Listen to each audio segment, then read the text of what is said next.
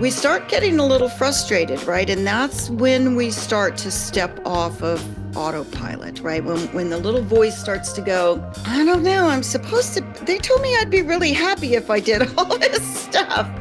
And I'm not feeling really happy, I'm feeling stressed.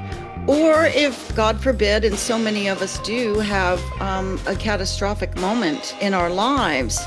And I think that pushes us forward to reevaluate where we are. Stacie Shifflett is a transformational guide who helps people break free from autopilot and create intentional lives. I loved that there's no such thing as work-life balance, right? Just work-life.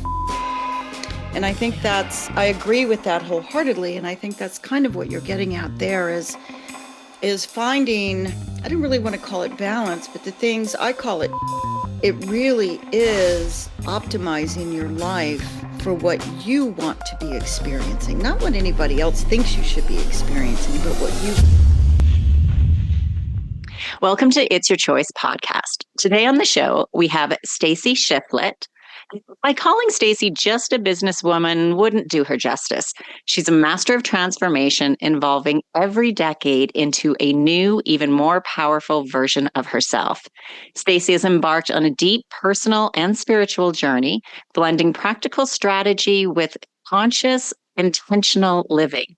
She guides others to break free from autopilot, design lives they love, and create their own treasure map to joy.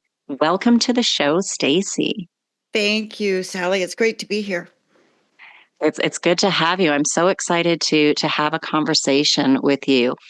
Most people don't realize that they're running on autopilot. How can they start living with more intention? You know, it's all awareness, right? It all comes through awareness. And I have a little bit different theory on autopilot. It's just kind of how it has to be. So I really call it the foundation of our conscious evolution. You know, we come into the world helpless. We rely completely on others and the institutions in which we're raised, right? In our families and churches and schools and, you know, just all of that. And it just kind of has to be that way, just by virtue of the way we come in the world. So, in my theory of modern consciousness, I actually call it Automaton 2.0 is the first aspect of that. And I call it 2.0 to recognize just how far we've come, right? Mm-hmm. But I think that at some point in our lives, we start getting a little frustrated, right? And that's when we start to step off of autopilot, right? When the little voice starts to go, I don't know, they told me I'd be really happy if I did all this stuff. And I'm not feeling really happy, I'm feeling stressed. Or if, you know, God forbid, and so many of us do have a catastrophic moment in our lives. And I think that pushes us forward to reevaluate where we are. And that, to me, as you're explaining that, I think of what we would label as the midlife crisis. Now, it may not be midlife, but it's one of those, I think that's a phrase that a lot of people can relate to, or they think where somebody is at the point of, you know, I did all the good. I should go to this school. I should have this job. I should have this house. I should have 2.3 kids. I did it all in the should. And that word is one that I'm trying to delete from my vocabulary, because I don't think we should be doing what, you know, other people want us to do. It's more of looking internally and being kind of, what makes me happy? What do I want? What brings me joy? I agree with you there. And, you know, I don't know that we're really taught to do that. You know, we're taught to live up to other people's expectations so often. And a midlife crisis, yes, but I think it can be avoided. And I say that because what happens, and we don't even realize, and the way I characterize it is this: when the activities of our lives are creating the momentum in our lives, in other words, we're just keeping up with our schedules, rather than intentional, conscious choices, we kind of get into trouble there, right? And we don't realize that we're doing it because a lot of times we're executing off of decisions we made sometimes decades ago, a career choice, whether to get married, have kids, so on and so forth. And we're not really taught to sit down and assess our life in a holistic way. We look at everything else, our bank accounts and our business, performance Right. and, all of that stuff. But we're not really taught to sit down and look at it in a holistic way. Right. I agree. And unfortunately, we're kind of taught in a way to do what we're told, and not directly told, but sometimes indirectly from how we learn in the simplest things from our beliefs and things, as you said, from our parents, from the church, from the school, from the community, and those types of things. And I think one of the best questions we can ask ourselves, and multiple times in every manner on every subject, is why do I believe that? Or why do I think that? Because I have the theory of if you can't articulate why you believe what you believe, generally isn't your belief. I would agree with that 100%. Right. And then we have to think of why we believe it. And sometimes it could be just because that's what my parents told me growing up. And so I just believe it. And at least that's a start of saying, okay. And they were probably in the same situation, that they have their beliefs and thoughts because that's what they were taught and told. But then we have to think, is that really true for me? Is that meaningful for me? Is that what I want, desire, need, or really even think? Yeah, I agree with that. I think that, our parents do the best that they can do. Hmm. And in many instances, clearly not in all, but in many instances, they're trying to lift us up further than they were lifted, right? So, and they have their opinion of what that is, right? Because we all have our own worldview. So it's from their Right. perspective and their worldview. So they nurture us into that. Hmm. I always questioned my mother, God, bless her soul. I love my mother. She died in 2020, but um, yeah, I was always rather independent and kind of always did things my way, and that could be a great source of frustration for her at times. Yes. But it has served me very well, and it just kind of comes natural to me, which is probably one reason I reinvented myself so many times over the years. Right. And that makes sense. I mean, I used to always think that I was the black sheep of the family. Like, how can I be so different? And then also I have siblings. I'm like, how can the four of us be so different? And I attended I think it was a seminar or a workshop or something, and the speaker had brought up this topic about, you know, differences amongst siblings and things. And he had said that we are different because even though we live in the same household, we experience things differently because our perspective is different. It depends if you're the first child, second, third, fourth. You know, the parenting skills have changed because first child, like it's all new. And then also when events happen, especially traumatic events of maybe the marriage breaks down, there's a death in the family, whatever it may be, we're at different ages. And so then our perspective and internal emotional response to that is different because we are at a different age and emotional capabilities. Yeah, I agree. I've got I have a friend of mine and I know that as she was going through her divorce, um one of her children she just thought didn't need as much support because the child didn't appear to need, and they were older children, right? They weren't really young children. Um she just didn't appear to need so much support. Mhm. And they have since discussed and remedied that, but it wasn't until years and years later when they had a heartfelt conversation that she realized, the mom realized that the daughter did need that extra support. So while the other children were needier and more vocal about it, the one that still was doing well in high school and so on and so forth, she just kind of thought she had it all together. So, yeah, it affects all of us differently, right? Now, I was an only child, so I didn't have any of that sibling stuff going on. I was the golden sheep and the black sheep all rolled into one. Pardon the interruption. If you're liking the show so far, please like and subscribe and hit that notification bell. It really means a lot to me. It helps grow the show and the channel and to the show. Well, pros and cons to everything. True, Um, true. I learned to entertain myself really well, right? Being an only child, that's a oh, good benefit of that. yeah, and the other part though is you can't say it wasn't you when something gets broken or something happens because That's there's nobody to blame it on.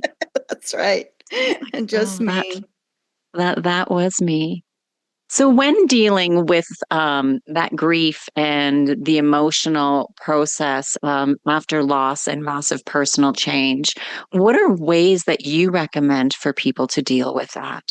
And I know it's not a simple question because it depends on our age and who the person is, but are there some general steps or things that people can do? I think so. I think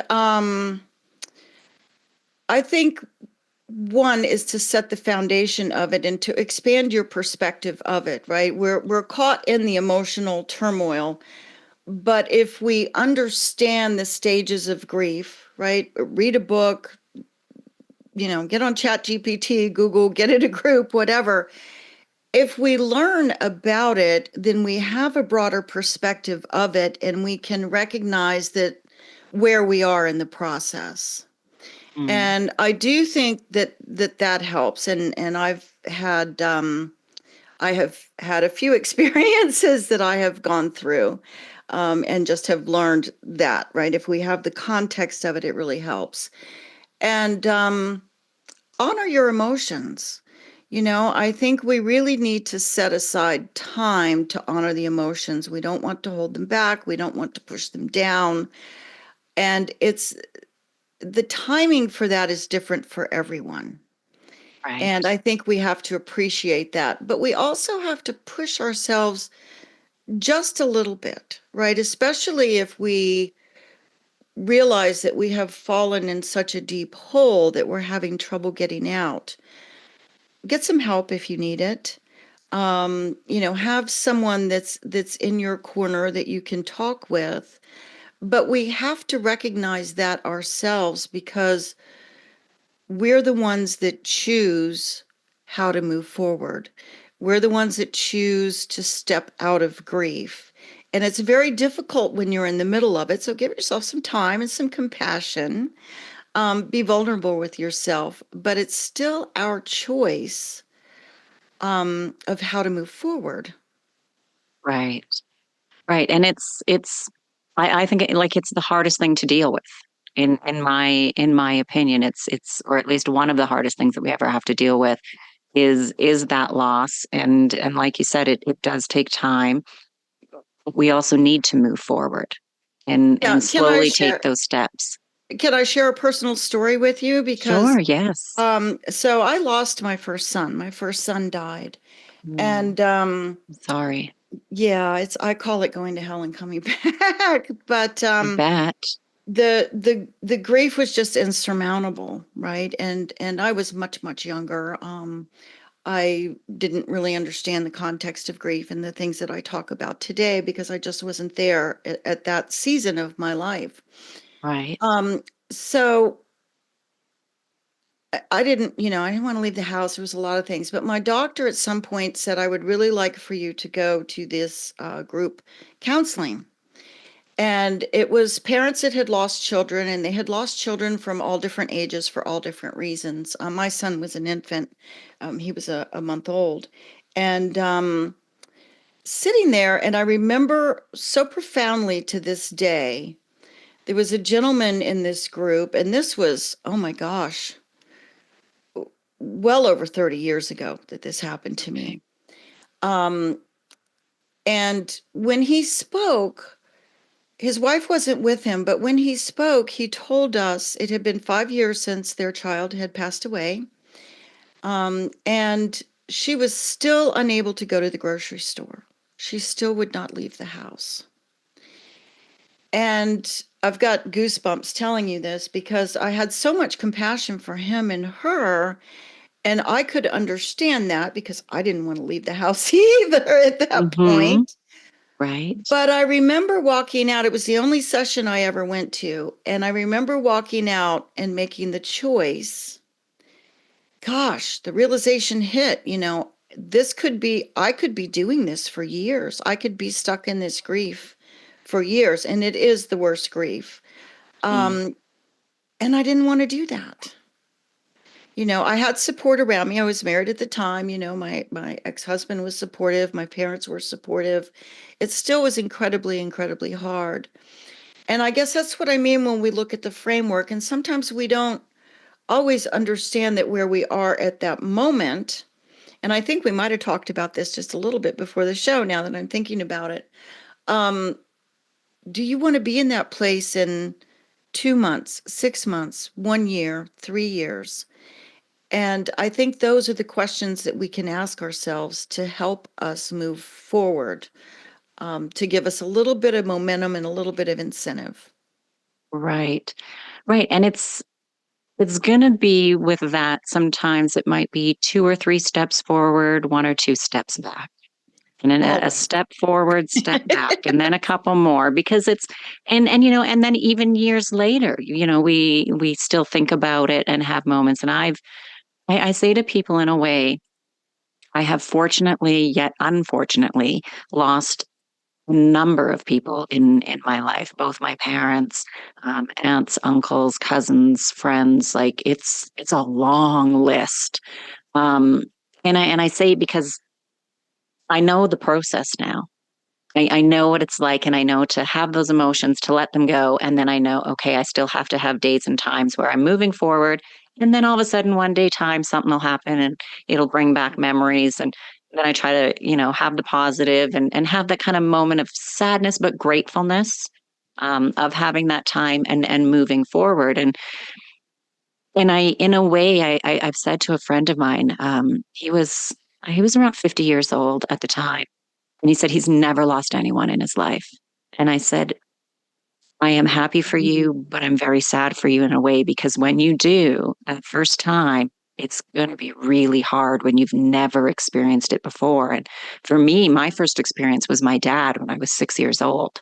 So it was Oh, like gosh. it's been many, and that's what I mean, like sad, but knowing the process, it kind of I don't want to say it makes it easier, but it makes it easier, if Well, that it makes does. sense. It does because you have a bigger perspective. So you can, instead of rooting yourself solely in your grief, you can detach yourself from it a little bit and say, okay, it's normal. What I'm Mm, experiencing is normal. And then it's going to be this step and that step. right. And I truly do believe that. Yeah. And then it's also given me that belief of my life of it's going to happen to me.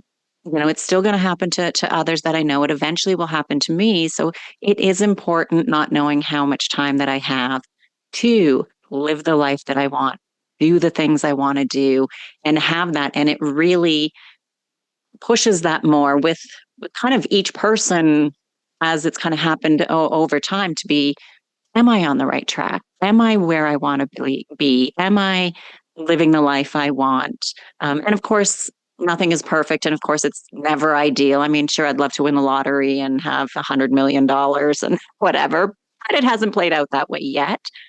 But it is then, if I were to have 1, 3, 5, 10 years, who knows, hopefully more than that. But what am I doing now and what are my plans to have for the future that are realistic, that I'm not waiting to travel the world once I retire. I've made my work my world travel because that's what I've wanted to do. And to make those changes, because as we said earlier, sometimes it is that kind of catastrophic event that makes us start to be like, wait a minute, I'm questioning my life, what I do, what's going on. Um, and then we start to make those changes. Pardon the interruption. If you're enjoying this episode and you're someone who values performance, clarity, and personal growth, then you're going to love my Mind Matters weekly newsletter. Every week, I send out a quick, powerful piece designed to help high achievers like you master your mindset, upgrade your habits, and lead with more clarity and fulfillment. It's not fluff, it's science backed, actionable, and easy to digest. It as your weekly reset button to realign with the leader you're becoming. So if you want to go deeper than what we've covered here on the show, then head over to www.sallypederson.com. That's me, and subscribe. Your next breakthrough just might be one email away. Now back to the show. Yes, absolutely. I think that there was something I told you I had looked at your website, and I loved that you talked about there's no such thing as work-life balance, right? Just work-life mastery. And I think Yeah. I agree with that wholeheartedly. And I think that's kind of what you're getting at there is finding, I don't really want to call it balance, but the things I call it joy, right? I put I put things in terms of what we want to be experiencing in each area of our life more than an achievement at this point, because achievements are always or are often external, right? And we forget that we can look at these things and, as you just said, you can pull your travel into your work, right? And Mhm. it creates joy in both of those things for you, right? It kind of checks off some boxes and dreams and things that you want to be able to do. And I'm sure you're able to carve out some personal time while you're on those trips as well. So I think it's very, very important for people to realize that it really is optimizing your life for what you want to be experiencing, not what anybody else thinks you should be experiencing, but what you want. Right. And I often say to people, to think about the life that they want. And then once they know, we hear stories of modeling other people and things, and we tend to ask people for advice. And I always say kind of two things. If you're modeling somebody else, you haven't walked their footsteps, so don't expect it to be the same. And also, if you're taking advice, be very careful who you're taking advice from, because if you're going to take the advice from your brother, your cousin, your best friend, whoever it may be, are they living generally the life that you want? And it doesn't even mean financially. It could be just like, what are they doing emotionally, beliefs that they have, those types of things. Are you living that? Because if you take the advice, chances are you're going to be living or leaning towards the lifestyle that they have. And if you don't want that lifestyle, you might want to reconsider the advice, because all the decisions that they have done have got them to the place where they're at. And so if you follow that advice, it's a good possibility it's going to be bringing you towards that lifestyle. Yes, absolutely. What is the advice that's so often given is get advice from those that are living what you want to be living, right? They've already achieved it, they're already done it, they're already there. And as you said, it's taken them many, many footsteps to get there. But if you find someone like that that can be a trusted, mentor or guide or coach or what have you, friend, family member, whoever it is, um, it's priceless, right? It's because they'll be Mhm. honest with you. Right. And you know that they've achieved what you would like to achieve, and you can ask for their secrets. Right, right, because they know, and they've done it, and it is the generally a quicker path than trying to figure everything out for ourselves. Like, why Oh reinvent the wheel? gosh. Right. Don't reinvent the wheel. There are so many resources available out here today, right? From internet, I mentioned ChatGPT earlier. I mean, there's so much available to us in the way of information and people. And, find someone that you really connect with. If you want some help and you need some help and guidance, find someone you really connect with and work with them.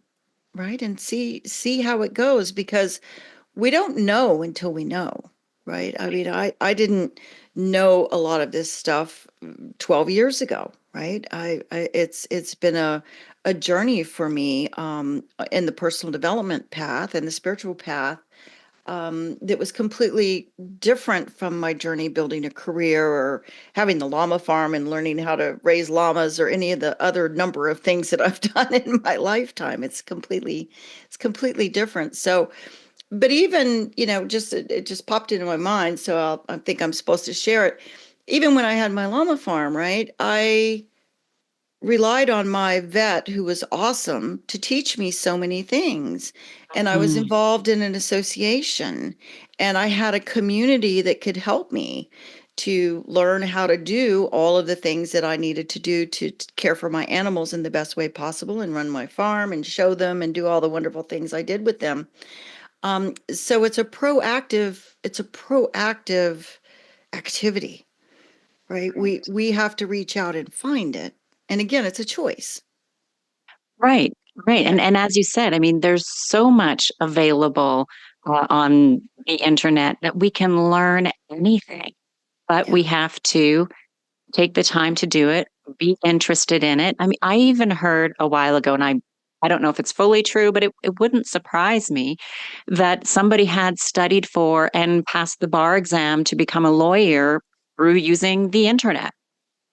Oh, it Probably not wouldn't as easy surprise as me. going to school, a lot cheaper, but had the determination, made the decision of this is what I'm going to do. And however much time it took, I don't know, but made that decision and got it done. And there's just so much that we can learn and do, and follow whoever inspires us to have that lifestyle or the knowledge. And none of us knew anything. Nobody But knew we don't anything. know We all came anything. out of the womb blank slate. We all knew nothing. We've all learned to walk, to talk, to drive, to, whatever, everything we learned in school. You know, every person in the world knew nothing, and they they taught themselves, they learned from their friends, they went to school, like whatever it was. So to think that we can't do something, some people learn faster, some people are more interested in things, but there's no reason that we can't learn to do anything that we're interested in doing. I agree with that as well. We have some natural talents, and Mhm. it works more easily if we stay aligned with our strengths and our talents. Mm. And there's lots of good tools out there to figure out what those are as well, right? There's Clifton Strengths, and there's another one that I really love, and I can't think of the name of that right now, but I think it's the guy that does positive psychology, Seligman. Um, and I'm not going to remember his first name right now either. But when we are flourishing, we're aligned. It's easier when we're aligned with our strengths. And it doesn't Right. mean that we can't tap into others and work on building more of them. But yes, it's all out there. It's all available to us. And I find too, when we do things that we enjoy doing, like I love what I do. I love hosting the podcast and meeting people and talking to people. And I also help people move abroad because I've lived in many countries myself. I love what I do. And I have a lot of days where I spend the majority of the day working on projects and things, but I never feel like I'm really working because I enjoy it. And then I do have the flexibility to take more time off if need be, and travel and work while I travel. And as I mentioned earlier, but to me, also, we're willing to do more when we enjoy it. And it's always learning. Like I love learning new things too. And so I don't feel like even if I have a 12-hour day, I'm not, oh my gosh, it was such a long day. I worked 12 hours. I just think, oh, I got this done and this, I learned this. Oh, yeah, I still need to work on those things because I say my list never ends. I always say to my people, my list of things to do ends It when never I ends. quit or I'm like no longer on this earth because there's always things to do and learn and things that I'm interested in. And like, I really don't watch TV. I say to people who I'm like, how do you have time for that? Like, there's so many things I want to learn and do. I don't have time to watch TV. Yeah, it's certainly more enjoyable when we're passionate about what we're doing. And, I think some of it too, I've worked with some folks along the way too, and perhaps their career is not exactly what they would want it to be. And the question is always, well, what do you want it to be? What are you comparing it to? And a lot of times they're really comparing it to external sources, right? Well, I think I should be doing XYZ, or I should have achieved ABC by now, or whatever it is. And maybe it's more of a 9 to 5, 8 hour a day kind of job, and they go to work and they leave. And when I had my technology company, I had people at the help desk, and some other people would be like, well, I don't know why they're not working to, move to a consulting position or whatever. But I think we also sometimes will criticize what we're doing because of the cultural influences, but Mhm. really working those steady hours is exactly what we want to do, because it gives us the freedom to do other things. It gives us enough money to sustain ourselves and do our hobbies, and we can leave work without having to take the weight of it home, or we're not the one that has to make the hard decisions. So it's really back to what we were talking about earlier. It's really what you want. It's not what anybody else wants, right? You and Right. I love to sit down and create and get in our offices and do this and do that, and it's exciting, and brings me more energy. It doesn't wear me out. And Right. if that's great for me, but it doesn't have to be that way for anybody else. Right. And we have to realize it's great that we're all different, because if we all wanted to Oh, do the same thing or did the same thing, the world would be really boring. it would be really boring if we were all the same, for It sure. would be like, I have a friend of mine, she's great at her job, it's a corporate job. Um, her tasks are pretty consistent of what she needs to do every day. And we've had conversations that she said, I don't understand how you can work for yourself and you come up with all these ideas and you do all this stuff. Like, how do you do it? And I just said, it just comes to me and I just learn and I figure it out. And I said, how do you go to work and go to the same office and do almost the same task every single day? Like, I would want to stab myself in the eye with a pencil. Like, I Yes. would hate it. Like, it would be fine for maybe the first week because I'm learning. But then once I know, forget it. She's like, oh, but I love it. I know what I'm doing. I'm very good at it. And I said, that's great, because we need people like you who love what you do. You're doing it. You're great at it. And you do that. And then we need people who are like me, who are more creative, will try new things. And then, of course, other people who do way bigger things than I do, and inventions and everything. And we need all that to make the world go round. So I have a saying that I say, it's like, you know what, you do you, Yeah. whatever it is for you, like you do you and be happy with it and enjoy it, like whatever that is. I'll do me. I'll do the things that I love and that I enjoy. And, all the other people, like, do what it is that you love and want. And I think the world is a better place that way, and integrate. And not everything is 100% enjoyable all the time. Like, there's tasks and Oh, things that I have no. to do that I'm like, ugh, I'm not great with social media. I'm like, oh, I got to post, I got to do, ugh. But I do it, and stuff. But that's part of it, is not everything's going to be 100%. But I always say, if you're 80% happy with your work or more, like, you're doing good, and enjoy it. Yeah, it is. It's so important. And I think, for me in my journey, I think what I have managed to achieve myself personally, and these are not, again, the external achievements. I've had a bunch of those too, but I've really been able to shift. So often we have a default emotion, right? It's a Mhm. default that we go to, the script in our head all the time. And I've really been able, and it sounds like you have as well, been able to shift that default to one of joy. Mhm. And so I automatically go to joy instead of anxiety. I automatically go to the positive instead of the negative. And it doesn't mean that things never get stressful or that, we never have anything difficult in our lives to deal with. And it doesn't mean that we don't honor the emotions that go along with those situations. But the default outlook is joy. And that is the most life-changing experience I think I've ever had.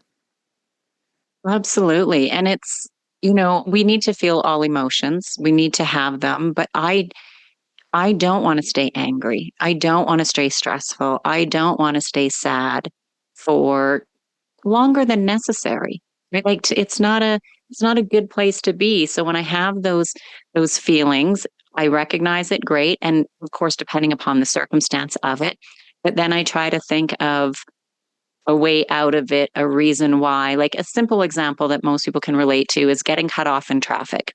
Everybody's Mhm. been cut off in traffic. And some people just get so mad about it. And I probably used to. I would get a lot more mad. And I would still probably get mad and say, oh, stupid driver, they're not paying attention, blah, blah, blah, whatever. And then within about a minute, it's like, oh, whatever, it's done. Like maybe they're in a rush, maybe there's an emergency at home or whatever, maybe who knows, but whatever. What's point of me staying mad about it? It's done. Move Yeah, on. that's true. It's funny because I live on Siesta Key and eventually I'll get back down there. I told you my house flooded in the hurricane, but so many people complain about the traffic when it's season, right? Hmm. And there's two bridges on and off the island, and yeah, sometimes it gets backed up. And I'm sitting, I'm very fortunate, maybe because I don't worry about it. I rarely actually get caught up in it. But when I do, it's like I look around and I'm like, look at all these happy people. I get to live where everybody wants to come. All these people come here for vacation, and Right. I get to live here. So that all of these people are here because it's a beautiful place, an enjoyable place, and they're spending their vacation time there. So how can you get upset over that, right? It's you just Right. have to factor it into your drive time, depending on where you're going, if you have an appointment or whatnot. And Absolutely. it's a different outlook, like you were just saying. Somebody makes a left turn from the right lane. I think I actually wrote a blog about this at one point. And it's like I was safe. A lot of people, like you said, get road rage. They get very upset. They yell, their blood pressure goes up. Well, I was not in any danger. I saw them and they were in the right lane. And then, you've got the wife probably yelling at the husband, you need to make a left. You need to make a left.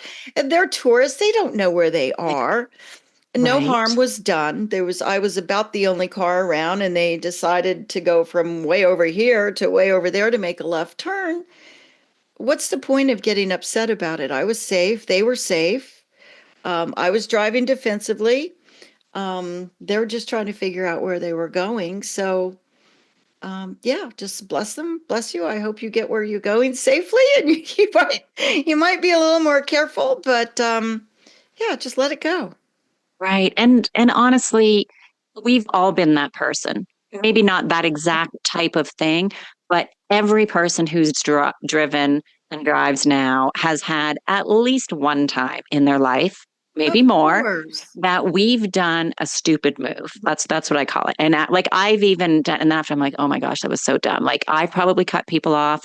I've done things unintentionally over the decades of driving. We've all done things like that. And Yeah, like there's so many you reasons. They're looked, but somebody's mistakes. in your blind spot. You didn't see they were there. You accidentally, we've all done it. So, give everybody some grace as long as everybody's safe and sound.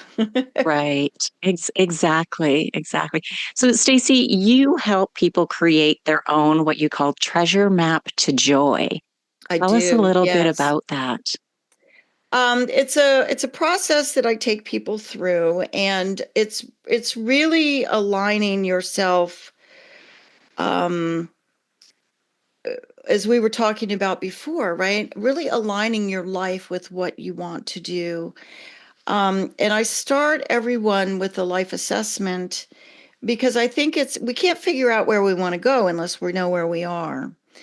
And Mm, so it's a very deep and guided look into all of the aspects of our lives, right? We have all these rich dimensions and what's going really well and what isn't. And, I have a number of questions that I ask about that, how each is affecting the other. Oftentimes we have an issue in one area that we're really clear that that's driving us crazy, but what we don't realize is that same issue is showing up. It just is disguised, somewhere else in our life.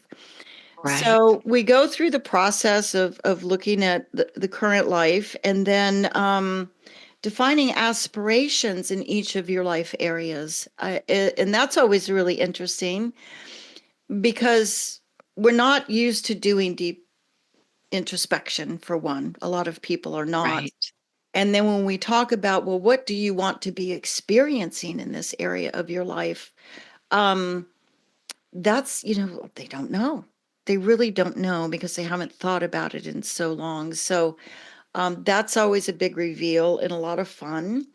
And then we architect the bridge, right? Because there's a gap between where you are and where you want to be. And then I go about it very I'm a very practical person, right? I think people too often try to do too much, right? They try to change too much or it's too big of a step. And I'm sure you Mm, found this with your clients as well. So we really go through a process of transforming aspirations into very actionable steps, right? That are practical and move you in the direction that you want to go. And then we get your life aligned around that, or, how you're thinking, how you're responding, how you're reacting, all of those sorts of things. And the one thing that, I mean, it's my program, I love it, I know, but the one thing that I do love about it is that once you do this process, the process, right? Especially if you go through it with me. You can do it yourself, but if you go through it with me, then you know the process. And once you know it, it's repeatable. mm, So you can track your next step and your next step and your next step, and you can incrementally change your life. And I think I worked with Tony Robbins for a couple of years, and he always said, what, 2 millimeters, right? Just 2 millimeters of change makes, if you just adjust your direction 2 millimeters in 2 years, it's it's a a huge huge difference. difference. Yeah. So the outcome of this program is what I call a treasure map to joy because it's the steps for you to take. And I don't know the answers. People know the answers. It's within. Right. Um, they need help reconnecting with themselves authentically, being vulnerable with themselves in a very supportive environment to say, "Oh, okay, this is really what I'd rather be doing or experiencing." And so the outcome of that is your treasure map to joy. So it's your steps and you follow your treasure map and find the treasure, and then you get to seek your next treasure and your next treasure, and that it's an iterative process. And that's how life is, really. Right, yeah, absolutely. And that joy changes as well, just as we change as individuals and the chapters of our life change. And so it's nice that when people know it, they can just keep going through it on a regular basis or however often they want, making those steps and changes to have the life that they desire and they design. Yes, and it changes with the seasons of our lives. I had a conversation with someone yesterday. She was just too darn cute. They have their own business, both she and her husband, and she works with her husband's business as well. They've bought a small farm. They have younger children. I think they have one that is in college, but the rest of them are all younger children. Two families combined. They got some farm animals. They've got all this stuff going on, and she said to me, she goes, I thought I would just be at this age. She's maybe in her 40s, early 40s, maybe. I really thought, is she even in her 40s? I don't know. She might be 40. I thought I'd be able to sit back and relax a little bit more. And I said, honey, you're not really in that season of your life right now, right? Oh, So, yes, we need to work on finding some of that quiet time and enjoyment. And some of it is just looking at things differently, right? You wanted the farm animals, and that's awesome. I had farm animals for many years, and you can look at it as a chore, or you can look at it as a joy every day because that's the choice you made.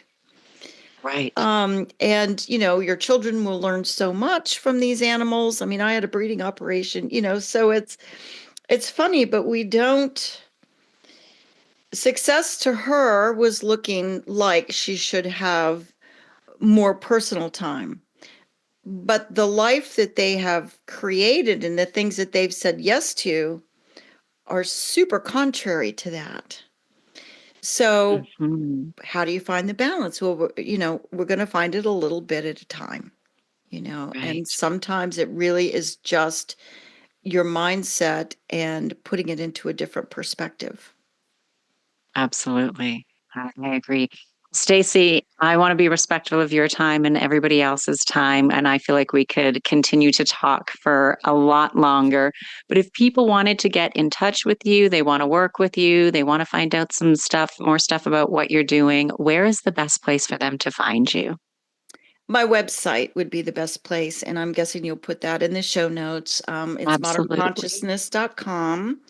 And I do have a free resource on that. If I was to only be able to offer people one piece of advice to bring calm and joy into their lives, it would be to calm their emotional triggers.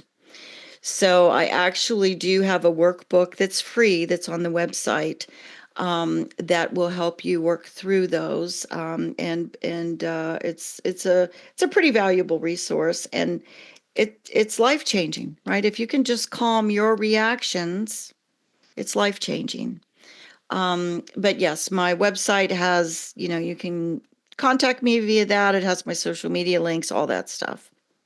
Perfect. And I will definitely make sure that that link is in the show notes. So Thank thank you you. very much again for your time, Stacie. Thank you. I enjoyed it.